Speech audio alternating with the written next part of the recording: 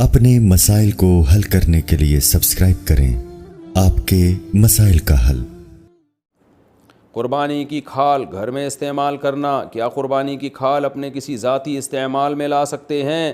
کوئی چیز بنوا کر گھر میں استعمال کر سکتے ہیں؟ حذیفہ ندیم کراچی سے، جی بالکل کر سکتے ہیں، تو کوئی حرج نہیں ہے، بالکل جائز ہے، لیکن بیچ دیا تو قیمت صدقہ کرنی پڑے گی۔ جانور کے ساتھ حرام اجزاء، جانور کی جو ساتھ حرام چیزیں ہوتی ہیں ان میں ایک غدود بھی ہے۔ یہ غدود کیا چیز ہوتی ہے وضاحت کر دیں۔ نور الامین حقانی، جانور کے جو چند اعضاء حرام ہیں وہ اس لیے حرام ہے کہ قرآن نے خبیث چیزوں کو حرام قرار دیا ہے، جگہ جگہ قرآن میں آتا ہے۔ تو کچھ جگہ تو ایسی ہیں جانور کی جہاں ہر وقت گندگی کا وہ یوں سمجھیں کہ مقر ہیں، جیسے خصیتین ہیں یا شرمگاہ ہے، یہ سب ہر وقت گندگی سے آلودہ رہتے ہیں، تو یہ بھی سلیم الطبع انسان کو یہ چیزیں کھاتے ہوئے گھن آتی ہے۔ تو اسی طرح غدود کا مطلب جانور کا کہیں بھی پھوڑا نکل آیا، بیماری کی وجہ سے پھوڑا نکل گیا، یا کوئی بھی جو رسولی جسے کہتے ہیں نا، تو اب کیا کیا آپ نے، جانور ذبح کرنے کے بعد وہ پھوڑے میں جو گوشت تھا وہ نکال کے کھا گئے، تو وہ بھی خبائث میں داخل ہے، گندگی میں داخل ہے، تو ہر خبیث چیز ناجائز ہے۔ تو اس لیے فقہ حنفی میں اس کو بھی ناجائز قرار دیا گیا قرآن کی اس آیت کی وجہ سے۔ تو پھوڑے ووڑے نکل آتے ہیں نا جانوروں کے، رسولی نکل آتی ہے، تو وہ جو غدود ہوتے ہیں، جو یعنی گوشت سڑ جاتا ہے وہاں پہ ایک طرح کا، وہ بیماری کی وجہ سے ہوتا ہے وہ، تو اس لیے جانور جب ذبح کریں تو اس کی جو پھوڑا پھنسی کوئی ہو تو اس جگہ کو کاٹ کے پھینک دیں، آپ وہ استعمال نہ کریں۔ حرام مغز کھانے کا حکم، کیا حرام مغز مکروہ ہے جبکہ اس کا شمار 7 ممنوع اجزاء میں نہیں ہوتا؟ فائز صاحب جدہ سے، حرام مغز بیچارے کا نام حرام پڑ گیا ہے، وہ ہے حرام نہیں، یہ جو ریڑھ کی ہڈی کے اندر ہوتا ہے یہ پیچھے کی طرف، تو یہ حرام نہیں ہوتا، اس کا نام پتہ نہیں کیوں لوگوں نے حرام مغز رکھ دیا ہے بہرحال یہ حلال۔ تو اور حرام مغز کھانے والوں کو، جو حرام مغز کو حرام کہتے ہیں، جب آپ ان کو سمجھاؤ کہ یہ حرام نہیں ہے تو وہ مغز کھانے لگتے ہیں، یعنی ہمارا مغز کھانے لگتے ہیں، تو ہم کہتے ہیں یار یہ ایک حلال مغز کو حرام کہنے کا نتیجہ ہے جس کی وجہ سے تم ہمارا حلال مغز کھا رہے ہو۔ تو بہرحال یہ حرام نہیں ہے، جائز ہے بالکل، اور اس کا نام بہتر ہے تبدیل کر دیں، کچھ اور رکھ دیں اس کا نام۔ اوجڑی کھانا حلال ہے یا مکروہ؟ بکرے کی اوجڑی کا کیا حکم ہے؟ سلمان علی، جائز ہے اگر اس کو اچھی طرح سے صاف کر دیا جائے، اس کی پرت اوپر سے اتار دی جاتی ہے اور صفائی اچھی طرح سے ہو تو اوجڑی کھانا بالکل جائز ہے، اور بلکہ صحت کے لیے، پیٹ کے لیے سنا ہے مفید بھی بہت ہے۔ کپورے کھانے کا شرعی حکم، کپورے کھانا کیسا ہے؟ اگر کوئی کھا لے تو کیا حکم ہے؟ محمد ابراہیم سلیم، جائز نہیں ہے فقہ حنفی میں، اور اس کی دلیل بڑی مضبوط ہے۔ ایک تو صحابہ سے یا نبی صلی اللہ علیہ وسلم سے کہیں بھی ثابت نہیں ہے کہ جانور میں یہ چیزیں آپ نے کھائی ہوں کبھی، اور دوسری بات یہ کہ وہ نجاست کا محل ہے، اوجڑی میں بھی نجاست جمع ہوتی ہے لیکن اس کے اوپر ایک پرت ہوتی ہے اور وہ نجاست سرایت نہیں کرتی، جبکہ جو خصیتین ہیں ان میں تو نجاست اچھی طرح سرایت کر جاتی ہے، یہ متولد بھی ہوتی ہے یہیں سے، بنتی بھی یہیں سے نجاست، اس لیے اس کا کھانا جائز نہیں ہے۔ باقی کسی کا اختلاف ہو، امام شافعی کے فقہ کو کوئی فالو کرتا ہے تو وہ بھی مجتہد تھے، ان کی رائے میں جائز ہے، تو پھر ایسے اختلافی مسائل میں ایک دوسرے پہ شدت نہیں کرنی چاہیے، تو آپ احتیاط کریں، اگر کوئی کھا رہا ہے تو اس کو وہ اس کا ہیڈیک ہے، آپ اس کو الجھے نہیں آپ اس سے۔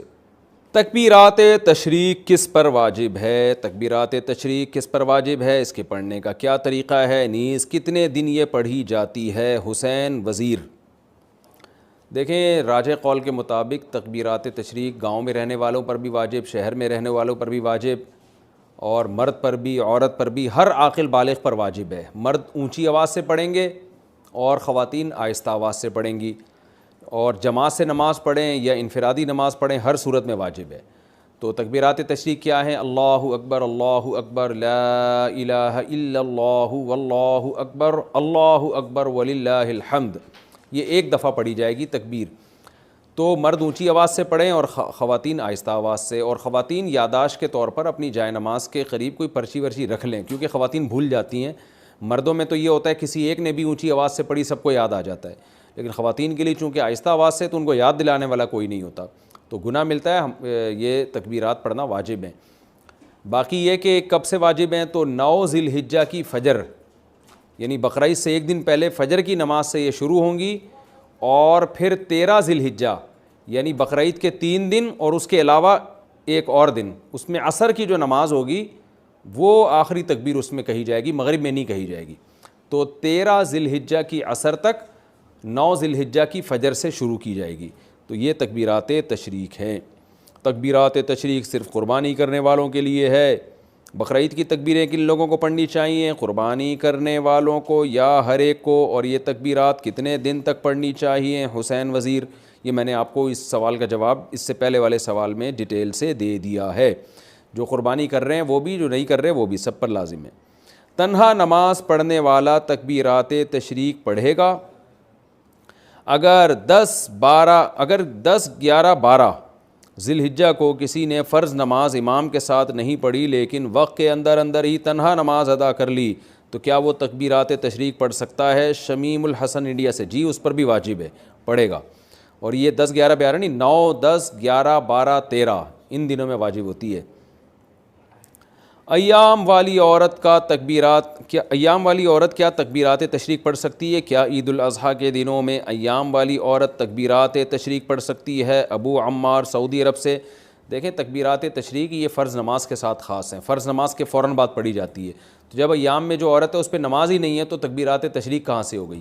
تو ویسے وہ اللہ کا ذکر کرنے کے طور پہ تکبیرات تشریق پڑھتی رہے سارا دن، وہ تو بہت اچھی بات ہے، سارا دن ذکر کرے گی، ان دنوں میں ذکر کا ثواب بہت زیادہ ہے۔ تو عورت پہ صرف تلاوت اور نماز پہ پابندی ہوتی ہے ایام حیض میں، اس کے علاوہ تو ہر قسم کی عبادت عورت کر سکتی ہے، روزہ، نماز اور تلاوت نہیں کر سکتی، باقی درود شریف، استغفار، تکبیرات، یہ ساری عبادتیں جائز ہیں اور بلکہ باعث ثواب ہے۔ تکبیرات تشریق پڑھنا بھول جائیں تو کب پڑھیں گے؟ اگر تکبیرات تشریق پڑھنا بھول گیا 1 گھنٹے بعد یاد آ جائے تو اس وقت کہنا صحیح ہے یا نہیں؟ سیف اللہ کوئٹہ سے۔ نہیں بھائی، یہ نماز کے فوراً بعد پڑھی جائے گی، اگر درمیان میں فاصلہ آ گیا، کوئی کام مشغول ہو گئے آپ، تو پھر یہ تکبیرات ختم۔ قضا نماز کے بعد تکبیرات تشریق پڑھنے کا حکم۔ عید کے دنوں میں قضا نماز کے بعد تکبیر تشریق پڑھنے کا کیا حکم ہے؟ نیز عید کے دنوں کی قضا نماز پڑھنے کے بعد تکبیرات تشریق پڑھنی چاہیے کہ نہیں پڑھنی چاہیے؟ نوید ملک سرگودا سے۔ اگر ایام تشریق میں ہی کوئی فرض نماز قضا ہوئی اور اس کو لوٹا بھی ایام تشریق میں ہی رہے ہیں تو اس قضا نماز کے بعد تو تکبیرات تشریق پڑھی جائے گی، اس کے علاوہ نہیں پڑھی جائے گی۔ کیا مطلب؟ تکبیرات تشریق سے پہلے نماز قضا ہوئی تھی اور آپ اس کو قضا کر رہے ہیں تکبیرات تشریق میں، تو یہاں بھی تکبیرات تشریق نہیں ہوں گی۔ نماز قضا ہوئی تکبیرات تشریق میں، لوٹا رہے ہیں تکبیرات تشریق گزرنے کے بعد، تو بھی تکبیر واجب نہیں ہے، بلکہ سنت ہی نہیں ہے، بلکہ اگر کوئی سنت سمجھ کے کرتا ہے تو بدعت ہے۔